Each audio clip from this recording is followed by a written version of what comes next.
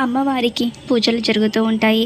అక్కడికి శరత్చంద్ర, అపూర్వ, నక్షత్ర అందరూ కూడా అమ్మవారి దగ్గర పూజ కోసం వస్తారు. అదే సమయంలో శారద గగన్ భూమిని తీసుకుని అక్కడికి వస్తూ ఉంటుంది.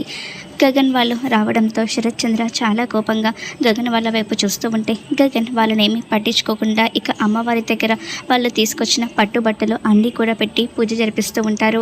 ఇక అపూర్వ చాలా కోపంగా అందరినీ కూడా చూస్తూ ఉంటుంది.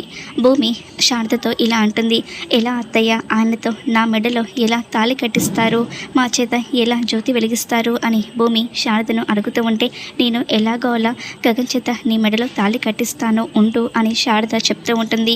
ఇక ఆ తర్వాత పూజ జరుగుతూ ఉన్న తర్వాత శారద గగన్తో నువ్వు ఈ తాళి భూమి మెడలో కట్టి ఇద్దరూ కూడా కలిసి అమ్మవారి దగ్గర జ్యోతిని వెలిగించండి అని శారద చెప్పేసరికి గగన్ షాక్ అవుతూ ఉంటాడు.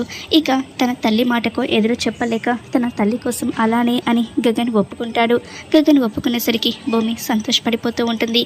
ఇక వెంటనే అక్కడ ఉన్న పసుపు తాడు ఈ చేతికి ఇచ్చేసరికి గగన్ భూమి మెడలో చాలా సంతోషంగా తాళి కడుతూ ఉంటాడు.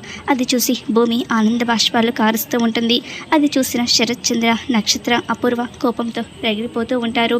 ఇక మరి గగన్ నిజంగానే భూమి మెడలో తాళి కట్టినట్టేనా, లేదంటే ఇది నిజమా కళ అనేది రాబోయే ఎపిసోడ్లో చూద్దాం. వీడియోని తప్పకుండా లైక్ చేసి ఛానల్ని సబ్స్క్రైబ్ చేసుకోండి.